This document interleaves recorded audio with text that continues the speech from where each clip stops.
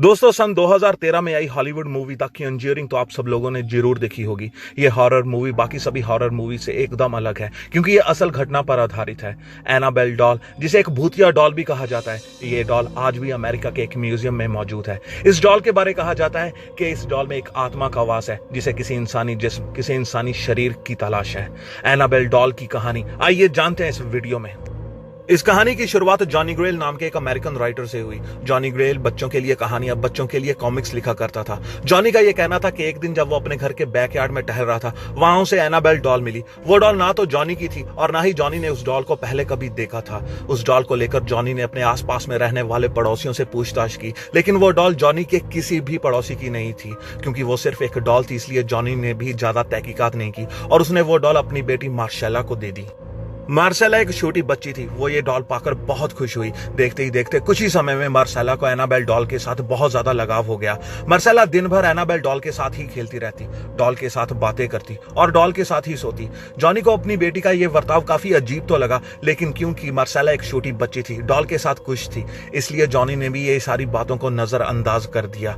कुछ सालों बाद 13 साल की उम्र में एक बीमारी के चलते मार्शेला की मौत हो गई। हालांकि मार्शेला को उस बीमारी की वैक्सीन दी तो थी, लेकिन उस वैक्सीन ने मार्शेला पर उल्टा रिएक्ट कर दिया, जिसके कारण उसकी मौत हो गई।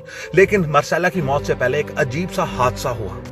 दरअसल मार्शेला की मौत से कुछ दिन पहले जब वो जिंदा थी, एक दिन एनाबेल डॉल अचानक गायब हो गई। अपनी बेटी का दिल बहलाने के लिए जॉनी ने उसे कई और डॉल्स लाकर तो दी, लेकिन मार्शेला को किसी भी कीमत पर एनाबेल डॉल ही चाहिए थी, इसलिए वो दिन भर रोती रहती। अपनी बेटी को रोते देख जॉनी ने भी एनाबेल डॉल को ढूंढने की बहुत कोशिश की, लेकिन उसे वो डॉल कहीं नहीं मिली। जिस रहस्यमयी तरीके से जॉनी को एनाबेल डॉल मिली थी, उसी रहस्यमयी तरीके से एनाबेल डॉल अचानक एक दिन गायब हो गई। उसके बाद वो डॉल कहाँ गई, जहां फिर किसके पास थी, ये किसी को नहीं मालूम। सन 1918 में जॉनी ग्रेल ने ट्रेजेडी एन नाम की एक किताब लिखी, जिसके फ्रंट कवर पर एनाबेल डॉल की तस्वीर थी।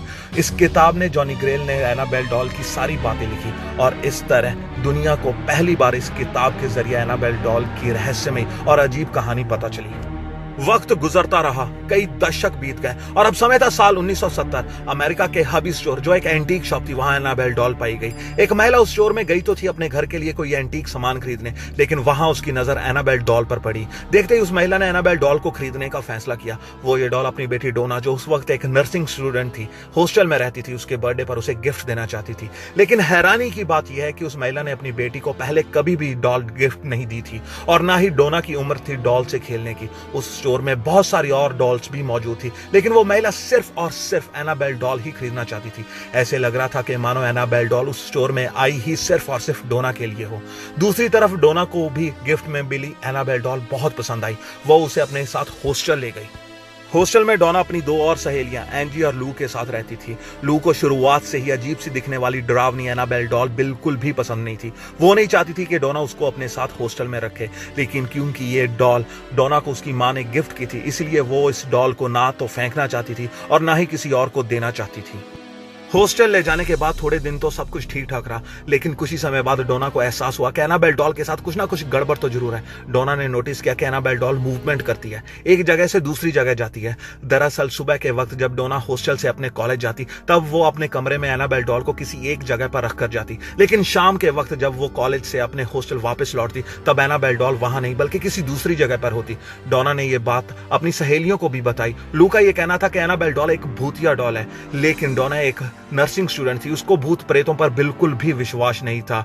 डोना को लगा कि शायद ये उसका भ्रम होगा, इसलिए एक दिन डोना ने एनाबेल डॉल को परखने का फैसला किया।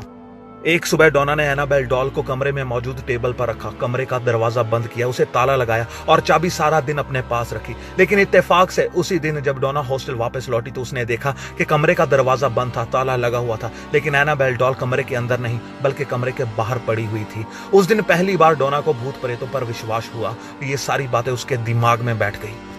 एनाबेल डॉल को हॉस्टल आए तकरीबन एक महीना ही हुआ था। एक और हादसा हुआ। एक शाम जब डोना और उसकी दोनों सहेलियां वापस अपने कमरे में पहुंची, वहां उन्हें चमड़े का एक पन्ना मिला जिस पर हेल्प मी लिखा हुआ था। हैरानी की बात यह है कि वहां कोई भी शख्स चमड़े के पन्नों का इस्तेमाल ही नहीं करता था। हेल्प मी जो लिखा हुआ था वो हैंडराइटिंग किसी बच्चे की थी और ऐसा एक बार नहीं बल्कि कई बार हुआ।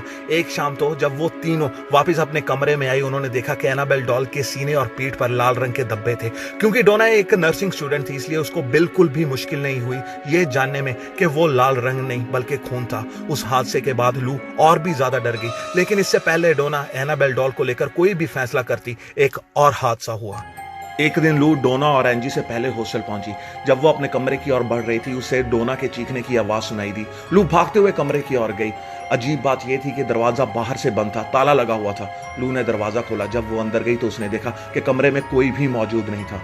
कुछ ही समय बाद डोना और एंजी भी हॉस्टल पहुंची। इत्तेफाक से जब वो भी अपने कमरे की ओर बढ़ रही थी, उन्हें लू के चीखने चिल्लाने की आवाज सुनाई दी। जब वो कमरे में पहुंचे, उन्होंने देखा कि लू बेहोशी की हालत में जमीन पर गिरी हुई थी। उसके शरीर पर 7 जख्म के निशान थे। लू को तुरंत अस्पताल ले जाया गया। अजीब बात यह हुई कि सिर्फ 2 दिन में लू के सारे घाव भर गए, उसके जख्म ठीक हो गए।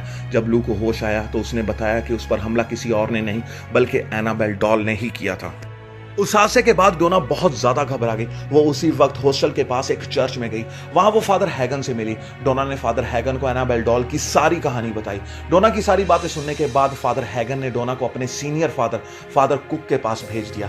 फादर कुक ने एनाबेल डॉल को देखने के बाद डोना को बताया कि एनाबेल डॉल कोई मामूली डॉल नहीं बल्कि एक भूतिया डॉल है। फादर कुक ने उस वक्त के अमेरिका के 2 पैरानॉर्मल एक्टिविस्ट एडवर्ड वॉरन और उनकी पत्नी लॉरेन वॉरन को एनाबेल डॉल की सारी सूचना दी। सूचना पाते ही एडवर्ड वॉरन और उनकी पत्नी दोनों डोना के हॉस्टल पहुंचे। तकरीबन 1 हफ्ता एनाबेल डॉल पर रिसर्च करने के बाद एडवर्ड वॉरन और उनकी पत्नी ने बताया कि एनाबेल डॉल में किसी शैतानी आत्मा का वास है जिसे किसी इंसानी शरीर की तलाश है। उन्होंने ये भी बताया कि वो शैतानी आत्मा डोना को बहुत पसंद करती है और अब वो किसी भी वक्त डोना के शरीर पर कब्जा कर सकती है। ये सब सुनने के बाद डोना और भी ज्यादा डर गई। वो अब उस डॉल से दूर होना चाहती थी, उससे पीछा छुड़ाना चाहती थी। इसलिए डोना ने एनाबेल डॉल को एडवर्ड और लॉरेन को सौंप दिया। एडवर्ड और लॉरेन भी एनाबेल डॉल पर और ज्यादा रिसर्च करना चाहते थे, लेकिन जैसे ही एडवर्ड और लॉरेन एनाबेल डॉल को अपनी गाड़ी की पिछली सीट पर रखकर हॉस्टल से अपने ऑफिस की ओर जाने लगे, थोड़ी ही दूरी बाद अचानक उनकी गाड़ी के सारे सिस्टम खराब हो गए। स्टीयरिंग ब्लॉक हो गया, ब्रेक्स फेल हो गए, हैंड ब्रेक और क्लच ने भी काम करना बंद कर दिया। उनकी गाड़ी सीधी दीवार से जा टकराई। गाड़ी की रफ्तार धीमी होने के कारण उन्हें ज्यादा चोट नहीं लगी, लेकिन अब तक वो समझ चुके थे कि वो एक शक्तिशाली शैतानी आत्मा है। वहीं उसी वक्त फादर कुक को बुलाया गया, मंत्र जाप किए गए, उस आत्मा को शांत किया गया और उसके बाद एडवर्ड और लॉरेन वॉरन अपने ऑफिस पहुंचे। उस दिन तो वो डॉल शांत रही, लेकिन अगले ही दिन एनाबेल डॉल ने फिर से हरकत करना शुरू कर दी। वो कभी कमरे में पाई जाती, कभी सीढ़ियों पर पाई जाती, कभी किसी कोने में, कभी किसी कोने में। कुछ दिन और एनाबेल डॉल पर रिसर्च करने के बाद एडवर्ड वॉरन और लॉरेन वॉरन ने फादर कुक को बताया कि अब एनाबेल डॉल को खुलेआम रखना किसी खतरे से खाली नहीं है, और क्योंकि उस आत्मा को डोना बहुत पसंद है, इसलिए डर ये भी है कि एनाबेल डॉल वापस फिर से डोना के पास पहुंच सकती है। ये सब सुनने के बाद फिर से मंत्र जाप किए गए। एनाबेल डॉल पर पवित्र जल छिड़का गया और उसे शीशे के एक बॉक्स में कैद कर लिया गया। बाद में एडवर्ड वॉरन ने उस बॉक्स को अपने ही बनाए हुए ऑकल्ट म्यूजियम में रख दिया।